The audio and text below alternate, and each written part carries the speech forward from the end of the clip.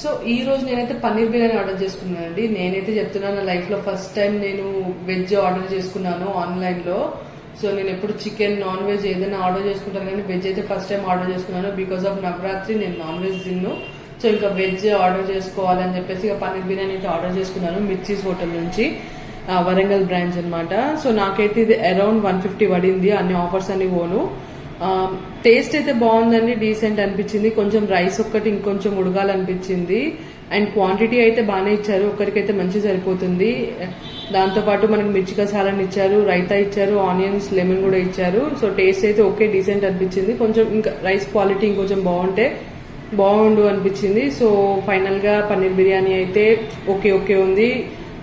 7 out of 10 అయితే ఇస్తాను నేను. పర్లేదు, బాగానే ఉంది. ఎప్పుడైనా ఒకసారి ట్రై చేయొచ్చు వెజ్ కూడా, మరి ఎప్పుడు నాన్ వెజ్ కాకుండా. సో వీడియో నచ్చితే కనుక లైక్ చేయండి, లైక్ చేయడం మాత్రం మర్చిపోకండి, సబ్స్క్రైబ్ కూడా చేయండి.